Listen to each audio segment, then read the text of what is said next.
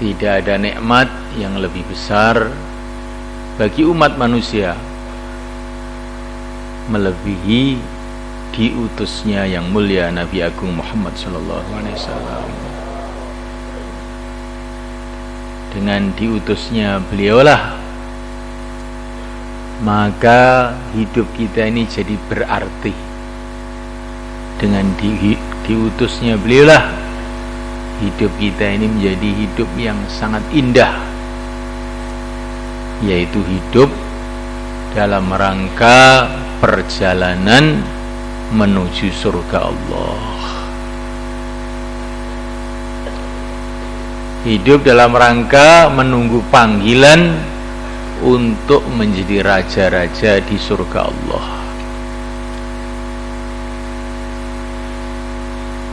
Maka kita gembira dengan nikmat Allah, dengan anugerah Allah. Ini adalah perintah Allah. Qul bi fadlillah wa bi rahmatihi fabidzalika falyafrahu.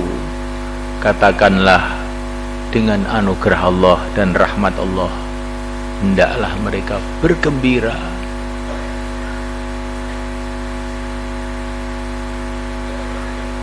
Bergembira, sangat gembira. Sebetulnya kegembiraan kita dengan kelahiran Nabi itu tidak cukup setahun sekali. Semestinya hari-hari, semestinya setiap saat kita bergembira dengan yang mulia Nabi Agung Sallallahu Alaihi Wasallam.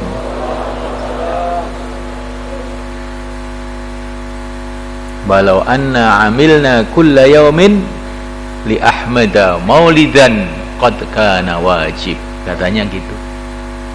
Kalau kita ini bikin maulid tiap hari, itu memang sudah wajib, sudah semestinya. Bukan tiap hari, tiap waktu.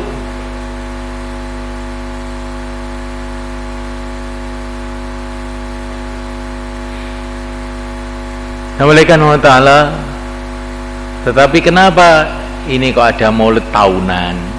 Ini juga bagian dari sunnah yang mulia Nabi Agung Sallallahu Alaihi Wasallam.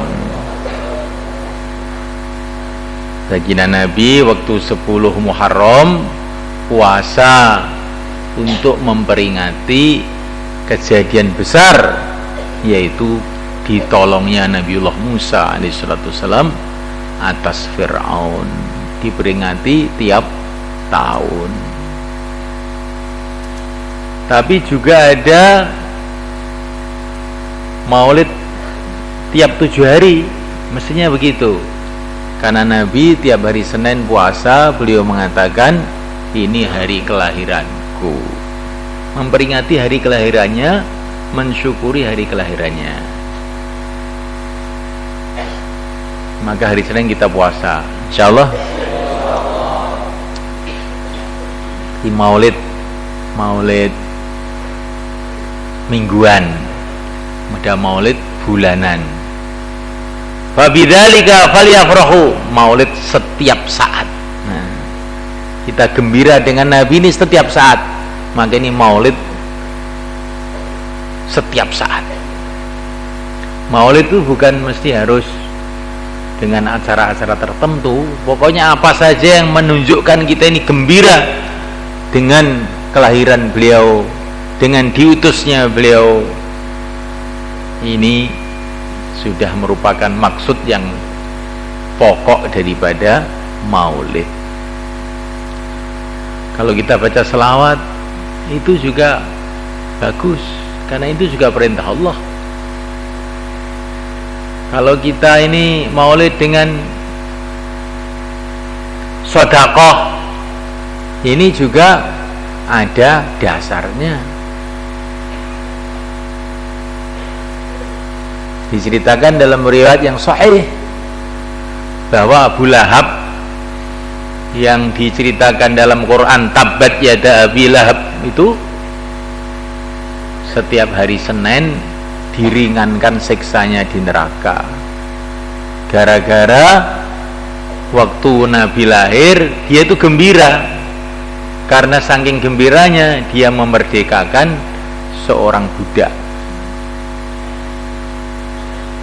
Maka ini walaupun dia ini kafir, kecintaannya kepada baginda Nabi yang cuma sebentar itu saja, setelah itu musuhi terus, masih dinilai oleh Allah, sehingga tiap hari Senin diringankan siksanya. Maka para ulama mengatakan, kalau Abu Lahab yang cinta sama Nabi sebentar gitu saja dan matinya dalam kafir, masih ada penghargaan dari Allah. Bagaimana orang iman yang seumur hidup cinta kepada Nabi dan mati dalam keadaan iman, pasti ada nilai yang sangat tinggi di sisi Allah. Maka kalau maulid itu sedekah, sedekah harta, sedekah makanan, sedekah tenaga. Kullu ma'rufin sedekah, setiap kebaikan itu sedekah. Sedekah Fatihah untuk semua orang Islam, sedekah amalan, ini pun juga masyru', disyariatkan. Hadiah sedekah itu dalilnya lebih daripada 70 dalil yang menjelaskan bahwa sedekah amal itu boleh dan disyariatkan. Maka orang-orang yang mengatakan sedekah amal tidak boleh, bahkan bid'ah, maka dia itulah sebetulnya sumber bid'ah dan kebodohan.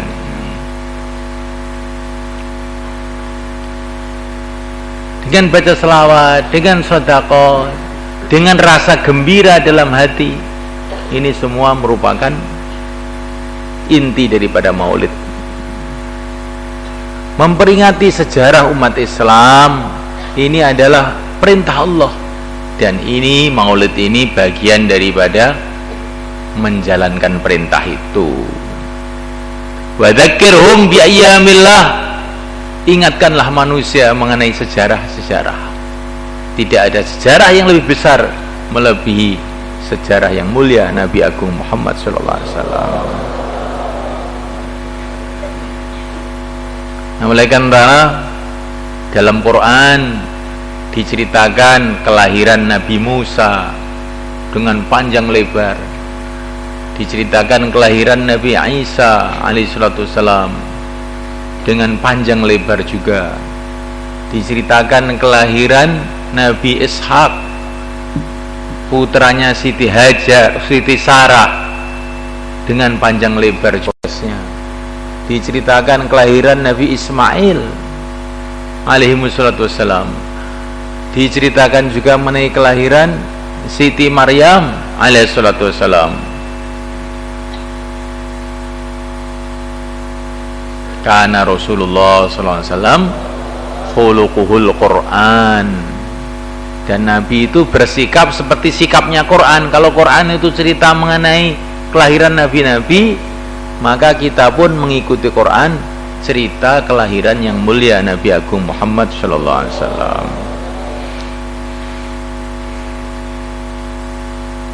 Cerita kelahiran Nabi, perjuangan Nabi, mukjizat-mukjizat Nabi, keistimewaan-keistimewaan Nabi menimbulkan kecintaan kepada Nabi. Dan ini melupakan sebesar-besarnya amal setelah iman kepada Allah. Karena Nabi mengatakan almar'u ma'a man ahabba, orang itu akan dikumpulkan nanti di akhirat bersama orang yang dia cintai. Kalau orang itu betul-betul ada cinta yang sebenarnya kepada Nabi, kalau kumpul dengan Nabi, bukan hanya masuk surga, dia akan masuk surga di tingkatan yang sangat tinggi yang tidak tahu kita.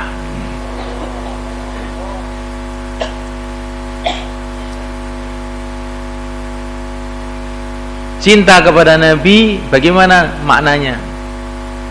Dalam hati kita gembira, kita cintai dia melebihi cinta kita kepada ayah kita, ibu kita, anak kita, seluruh manusia. Cinta kepada Nabi juga dengan makna cinta kepada sunnah-sunnah Nabi. Apa yang sunnah Nabi kita cintai melebihi semua aturan yang ada di dunia ini. Cinta kepada Nabi mengakibatkan cinta kepada keluarga Nabi, anak cucu Nabi, cinta kepada pewaris-pewaris Nabi, yaitu para ulama. Ini bagian dari cinta kepada yang mulia Nabi Agung Muhammad SAW. Cinta kepada Nabi dengan senantiasa baca selawat kepada Nabi, ini juga bagian dari cinta kepada Nabi. Cinta kepada Nabi dengan bertawasul kepada Nabi. Dalam hadis Tabrani dikatakan doa tawasul yang diajarkan Nabi, Allahumma inni as'aluka wa atawajjahu ilaika binabiyika Muhammad nabiyir rahmah, ya Muhammad inni atawajjahu bika ila rabbik. Ini hadis sahih, hadis tawasul. Kemarin ada orang membawa CD ke sini, diberikan sama Pak Tontowi. Pak Tontowi cerita sama saya, CD-nya itu pengajiannya Ustadz Salafi, namanya Makros Elek. Makros Elek. Aslinya Makros Ali, tapi saya sebut Makros Elek. Karena elek ini dia. Kenapa kayak katanya orang tawasul itu musyrik. Dan dia berkata dengan perkataan yang sangat buruk, saya tidak bisa menirukan, mengenai Nabi SAW. Nabi itu sudah mati, katanya dia, sudah jadi bangkai, katanya dia.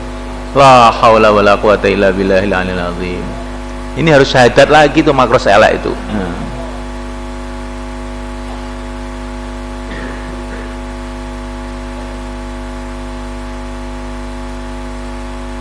Orang-orang yang mati syahid dikatakan oleh Allah, wala tahsabannal ladzina qutilu fi sabilillahi amwat bal ahya. Orang yang mati syahid itu hidup di sisi Allah. Lah para nabi itu derajatnya jutaan kali lipat melebihi orang-orang mati syahid. Bagaimana dikatakan nabi mati di kuburnya? Dalam hadis sahih dikatakan al-anbiya fi quburihim ahya yusallun.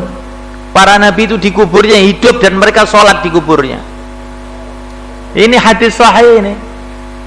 Bagaimana Makros bisa bilang gitu, dan itu disebar-sebarkan kepada orang awam yang nggak tahu hadis. Ini adalah kejahilan dan pengerusaan dan penyesatan. Kamu jangan ikuti orang-orang gendeng gitu itu.